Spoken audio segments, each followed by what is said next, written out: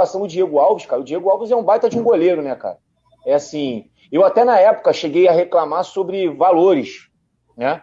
Eu acho que muita gente falou sobre valores, mas que era fundamental ele tá agarrando. Muita gente queria já, né, que o Hugo fosse titular, e ele ontem mostrou, com a experiência, né, que ele tem, né, com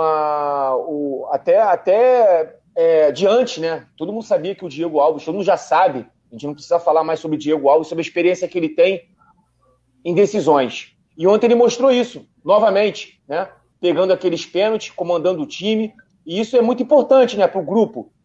E o que mais me chamou a atenção também, Papa, pelo incrível que pareça, foi a união. Cara, ele deu uma entrevista falando do Rogério Ceni, cara. Cara, aquilo ali me deixou muito feliz, sabe?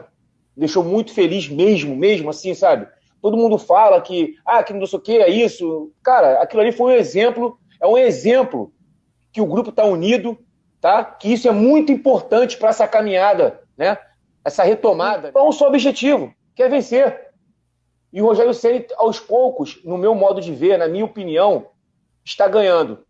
A minha confiança, eu tô falando é a minha opinião, tá, gente? É a minha confiança, né? Por mais que muita gente fala, fora Rogério Ceni, eu acho isso totalmente errado. Brumeceni. Eu acho que é totalmente errado, porque é o treinador que está lá, né? Temos que apoiá-lo.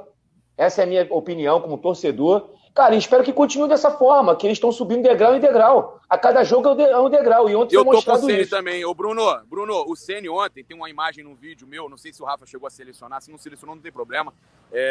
Mas tem uma imagem, quando tá saindo do hotel, que ele vem, dá um soquinho na minha mão assim, né? E aí ele fala assim, vamos continuar assim. Eu senti um recado dele, continuar assim, ganhando, que eu falei da era de títulos, né? Eu senti ele concordando, ele falando que vamos continuar assim. E eu senti ele também o seguinte, vamos continuar assim, apoiando do jeito que vocês estão apoiando agora. Que a torcida abraçou o time, abraçou o Ceni, abraçou a galera, você não vê mais fora a Ceni aqui como time, né? A galera viu que ele tá fazendo um trabalho bacana. Eu quero ouvir o Fernando, ouvir a Simone também. Aproveitem, podem falar do Diego Alves, da emoção que ele passou para vocês ontem, tudo que aconteceu, como que ele... Inclusive, hoje nós vamos ter uma conversa com ele, exclusiva, às 7h30 eu vou gravar, e vai ser uma entrevista exclusiva com o Diego Alves. E aproveitem e falem também do Vitinho, cara. O Vitinho entrou bem, galera. E, que responsa aquele pênalti dele, sabendo que se ele erra aquele pênalti ali, ia ser crucificado de vez no Flamengo. Muito bacana. Coisa que ele tem jogado, ele jogou nesse jogo aí. Gabigol, porque, foi decisivo no gol de empate, que foi muito importante para botar o Flamengo de novo na partida. E, cara, o Diego Ribas, para mim, sensacional aquela bola que ele salva ali, o Palmeiras ia abrir o 2-1. Esses 4 aí foram fundamentais. E o craque do jogo, né? Que o Arrascaeta também desequilibrou, com golaço, enfim, etc. Abriu a cobrança de pênalti. Mas é isso, assim. Eu achei o Flamengo mostrou sua força. O Palmeiras foi um adversário à altura, que fez uma partida que a gente há muito tempo não via no futebol brasileiro, assim, com vários bons momentos dos dois times em vários momentos do jogo, né? Achei isso bem legal. E é isso, o título foi emocionante em todos os momentos. O Flamengo quase fez o gol do título 2 vezes, uma com o Vitinho, outra com o Gabigol ali no finalzinho. A bola não quis entrar, depois o Palmeiras teve 2 chances de ser campeão, perdeu. E o Flamengo ainda teve mais uma, perdeu com o PP e aí sim conseguiu ser campeão. Foi realmente um dos jogos mais emocionantes assim, dos últimos anos. Claro que a gente viveu em 2019 a final contra o River, mas de jogos normais, assim, para meros mortais, esse jogo foi bem emocionante, achei bem legal. Eu acho que outro que mostrou uma força danada foi o Diego. Para mim, assim, Diego e Arrasca no meio de campo era quem estava fazendo a gente ganhar o meio de campo. Porque eu acho que o Gerson não estava no melhor dia dele, né? Cansou, claramente cansou. E o Everton Ribeiro estava muito abaixo também, muito abaixo. Quando o Diego saiu, a gente perdeu o meio de campo. Eu acho que esse... Eu vou dar uma pequena cornetada. Eu sei que hoje não é dia para dar cornetada. Eu vou dar uma pequena cornetada no Ceni. Eu acho que ele cometeu um erro ao tirar o Diego e deixar o Everton Ribeiro e o Gerson em campo. Eu acho que a gente perdeu o meio de campo ali. Mas, assim, no final, começamos o ano com 2 taças, né? A temporada com a Supercopa, para dar essa sorte logo. Começamos com muita intensidade. Foi um jogo de muita, muita intensidade. Eu gostei da movimentação dos nossos jogadores, né? Também algumas coisas a gente tem que ter atenção, como essa questão da defesa, como essa questão do meio de campo. Eu vi muita gente falando que o Diego não é bom defensivamente, eu não achei, e não achei que ele cansou, pelo contrário. Mas, assim, que privilégio ter uma Arrascaeta, no nosso time. Para mim, esse cara é gênio, ele não é bom, ele é gênio, né? E assim, eu me sinto muito, muito, muito, muito privilegiada de tê-lo no Flamengo. Aquele gol dele foi gol, assim, de obra de arte, né? Uma pena que o Vitinho não fez o gol do campeonato, né? Que ele não fez o gol da vitória, porque ele merecia, porque ele entrou bem. A gente bate no Vitinho, mas ele entrou bem e entrou melhor do que o Everton Ribeiro. A gente tem que dar o braço a torcer. E aquela bolinha também no final, mas acho que era para deixar a gente mais nervoso. Eu nem assisti aos pênaltis, eu ficava ouvindo as pessoas narrarem para mim, porque eu não tive coragem, eu estava muito nervosa. Mas enfim, tudo continuou normal, o jogo foi... O Palmeiras jogou como nunca e perdeu como sempre para o Flamengo. A trajetória de sucesso do maior da América, o gigante do Brasil, o Clube de Regatas do Flamengo. Eu acho que tem 3 coisas importantes para a gente tentar fazer uma síntese aqui. Uma é o jogo em si, a outra é a rivalidade Flamengo e Palmeiras, e a outra é o momento que o Flamengo vive. Eu começo por esse último aspecto, Papa. O Flamengo vive o segundo maior momento de toda a sua história e pode, nos próximos anos, se tornar, dependendo do que venha acontecer nos próximos 2 anos, o maior momento da história do Flamengo. Nós tivemos 2 anos, 2019 e 2020, extraordinários, com 8 conquistas, né? Com essa aqui agora eu diria 8 conquistas oficiais, agora para esse começo de 2021. O Flamengo é o atual bicampeão brasileiro, a gente só tinha vivido isso em 82. O Flamengo contabiliza 10, tá? 10 ou 11. Eu sei, é porque eu não estou contando. O Skinner estava falando comigo, o Vinícius da comunicação também, que o Flamengo tem um título nessa gestão a cada 2 meses. Tem a Taça Guanabara, e tem a Florida Cup ainda. São 10 títulos. Na verdade, Papo, eu considerei 8 aqui apenas levando em consideração campeonatos oficiais, tá? Mas considerando Taça Guanabara, que é um título muito prestigiado, pelo menos no Rio de Janeiro e a Florida Cup, que é um torneio amistoso internacional, seriam 10 taças, né? Mas, na verdade, 11, que tem 2 Guanabaras aí, 11 títulos, mas de campeonatos são 8 títulos oficiais em 2 anos. Isso significa, só para você ter uma ideia, que desde a era Zico, desde os anos de 77 a 83, a gente não vivia isso. Quem nasceu a partir de 1984 não viu o Flamengo ganhar 2 brasileiros seguidos. E o Flamengo não apenas ganhou 2 brasileiros seguidos, mas se você comparar o bi de 82 e 83 com o bi de 2019 e 2020, em 2019 e 2020 é um bi com a Libertadores. É um bi com 2 cariocas. 82 e 83 a gente foi eliminado nos cariocas e foi eliminado nas Libertadores. Então é um momento do Flamengo extraordinário. É um elenco de muito talento, é um time titular fortíssimo, que quando joga 70% do que sabe, se torna praticamente imbatível. É um time que, desde que ele foi montado e ganhou corpo com Jorge Jesus, teve apenas 4 derrotas e 5 troféus em um ano. É um time que, de janeiro para cá, ele só teve 2 derrotas, e eu acredito que é um time que nesse ano vai jogar muito forte com esse esquema mais ofensivo do que já era. Eu vejo as pessoas, eu vejo que a torcida tem uma dificuldade enorme de entender e acompanha essa cegueira da imprensa de dizer que o Flamengo joga com Arão de zagueiro. O Flamengo adota um esquema tático de jogo de jogar com apenas um zagueiro, além de 3 defensores, com um zagueiro e 2 laterais. O Rogério ele tem um esquema diferente, que ele tira o Pablo Mari, troca pelo Diego Ribas, ele bota um meia solto, flutuando com a inteligência e habilidade, o preparo físico que o Diego tem para jogar 60 minutos, ao invés de jogar com 2 zagueiros, e treina o Arão para fazer uma recomposição defensiva. Quando o Flamengo é atacado, que ocorre em torno de 20% do jogo, o Flamengo não joga com 2 zagueiros, Arão não é zagueiro, e esse esquema tático do Flamengo, nesse carrossel que o Flamengo está tentando implementar, e que vem há 3 meses sendo treinado e está se lapidando, ainda vai evoluir muito, é um esquema muito agressivo, é um esquema que joga com 5 meias na segunda linha, Arão, Gerson, Everton Ribeiro, Arrascaeta e o Diego, e é um time que tem tudo para nos proporcionar ainda nesse ano grandes conquistas. Eu acho que o Flamengo vai entrar como um dos favoritos na briga pela Libertadores, pelo Brasileiro, pela Copa do Brasil. No estadual não tem nem o que discutir, isso não é má, é realidade, é o franco favorito. A Guanabara no outro domingo e ao estadual no começo, né, de maio. E vai entrar no final do ano, para os 7 meses finais do ano, lutando com chances reais de brigar por uma Libertadores, por uma Copa do Brasil, um brasileiro, e se vencer a Libertadores, jogar o Mundial de novo, algo que para muita gente era inalcançável e inimaginável, jogar 2 Mundiais em 3 anos, vencer 2 Libertadores em 3 anos. Chance existe, o Flamengo é muito forte, o time ganha corpo, ganha maturidade, é a terceira temporada em que esses jogadores jogam juntos.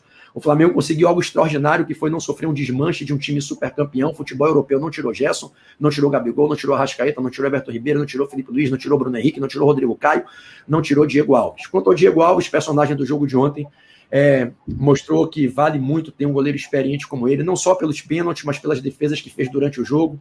A falha no primeiro lance, em que acho que, infelizmente, acho que a falha foi do Felipe Luiz, que jogou uma bola com muita força para ele. Quando o goleiro vai tentar chutar aquela bola que veio muito forte, ele chuta sem força, errou. Ele poderia escolher tocar para a lateral, mas a tomada de decisão muito rápida, e deu azar que foi na cabeça do Felipe Melo, que conseguiu dar uma assistência de cabeça para o Rafael Veiga. Para encerrar, quanto ao Rogério, eu acho que o Rogério, aos poucos, vai demonstrando que ele tem capacidade, sim, de conduzir o time do Flamengo. Eu acredito particularmente que o ano vai acabar com muitos troféus rubro-negros, e é óbvio que o Rogério, como todo treinador, vai cometer erros, mas vai ter o mérito dele, o time está fechado com ele, ele tem o time na mão, ele bancou um esquema que foi a cara dele, o esquema de jogar com um zagueiro apenas e dar liberdade de flutuação para o Gabigol e o Bruno Henrique na virada do Flamengo no Brasileiro. Nas 10 últimas rodadas vencemos 7, empatamos 1, perdemos 2 por 2-1, o jogo estava 1-1 e o Flamengo estava jogando parelho contra o São Paulo, falha do Hugo Souza que deu a bola no peito do Daniel Alves, gol do Pablo, senão a gente não perdia aquele jogo para o São Paulo, e perdemos para o Atlético Paranaense 2-1, quando jogávamos bem, e um contra-ataque do Kelvin na direita cruzou para o Renato Kaiser, falha do Felipe Luiz na marcação. As 2 derrotas que o Flamengo teve com esse esquema. O esquema está treinado, está evoluindo, o Rogério ainda é um iniciante na carreira, tem apenas 5 anos, o Rogério ainda não se pode cobrar do Rogério a experiência de um treinador de 10 anos de carreira, mas eu acho que ele tem mérito no esquema que o Flamengo tem. Esse Flamengo de 2021, eu tenho muita esperança que jogue mais. E aí, um jogador, eu não vou falar porque foi uma conversa informal, um jogador no elevador, conversando comigo no hotel, ele falou assim, cara, foi muito importante esse pênalti pro Vitinho, muito importante, porque ele entrou bem na partida, e se ele perde aquele pênalti, era ponto final para ele no Flamengo. Era ponto final para ele no Flamengo. E ele faz esse pênalti e ele mostra, cara, olha só, eu tô aqui para somar, eu já errei em alguns momentos, mas eu tô aqui para somar e vai ter momentos que eu vou ser decisivo. Um goleiro experiente. O Diego Alves começa o jogo errando, né? Ele começa o jogo errando. E aí vem o gol do Rafael Veiga, que foi um golaço. Ele nasce de uma saída de bola errada do Diego Alves, né? Ele nasce de uma falha. Se talvez fosse um goleiro ali inexperiente, como o Hugo, por exemplo, poderia ter ficado nervoso boa parte do jogo por conta desse erro. A gente sabe o quanto que a saída de bola do Hugo tem atrapalhado ele nos últimos meses, né, nesses primeiros passos dele como profissional, mas a gente sabe também que isso deixa um atleta nervoso. Numa decisão, num jogo Flamengo e Palmeiras, com o time do Palmeiras, que é um time muito qualificado, você começa o jogo errando, goleiro errando saída de bola, isso pesa. Mas pela experiência do Diego Alves, né, por ser o Diego Alves, não pesou. Ele mesmo, dentro do jogo, fez defesas importantes. E aí a gente vem para outro ponto, que é a disputa de pênaltis, né? A gente pode dizer que teve uma virada na disputa de pênaltis. O Palmeiras estava muito perto ali de fechar, só dependia de converter para fechar. E em alguma situação, um goleiro inexperiente poderia sentir a pressão ali daquele momento. O Diego Alves, por exemplo, foi lá provocar o Danilo, porque ele viu que o Danilo estava demorando para bater. Quando ele viu que o Danilo estava demorando para bater, ele foi esperto. Por quê? O que ele fez? Ele, beleza, demorou para bater? Então tá bom. Ele pegou e saiu e foi reclamar. Né? Aquilo ali é do jogo, é do jogo psicológico. E foi isso que ele fez. Ele foi lá e desestabilizou o Danilo. O feitiço virou contra o feiticeiro, porque o Danilo tentou desestabilizar ele, mas não contava com a experiência do Diego Alves, né? Às vezes ali naquele momento você nem pensa. Então o Diego Alves foi lá, desestabilizou o Danilo, que é um grande jogador, tem muito futuro esse garoto do Palmeiras, e ele foi lá e desestabilizou. Isso mostra a importância de um goleiro experiente, né? De você ter um goleiro experiente. Quer dizer que, não pode botar o Hugo para jogar? Pode e deve botar o Hugo para jogar alguns jogos, até porque o Hugo é um goleiro que tem projeção, tem futuro. O Flamengo precisa negociar também. É um jogador que desperta o interesse de alguns clubes. Mas, para momentos decisivos, né, você tem um goleiro ali muito experiente que você sabe que vai dar conta do recado e vai te ajudar. A gente lembra dos pênaltis contra o Emelec, né? Foi a mesma coisa. Todo mundo achava que o René não ia converter o pênalti. Quando o René foi para a bola, todo mundo, meu Deus, agora já era, acabou. E ontem também, quando Vitinho e Michael, principalmente, foram para a bola, todo mundo já imaginava, ferrou, agora já era, vão perder. Mas eles foram frios e bateram muito bem. Não é fácil, né? Com tanta responsabilidade, sabendo da pressão da torcida, das cobranças da torcida em cima deles. O Vitinho, o Papa pontuou muito bem, que alguém passou para ele e falou, gente, o Vitinho foi muito importante para ele esse pênalti, porque se ele perde esse pênalti, cara, o psicológico dele vai abaixo, porque ele tem um psicológico mais fragilizado em relação a essa questão da pressão.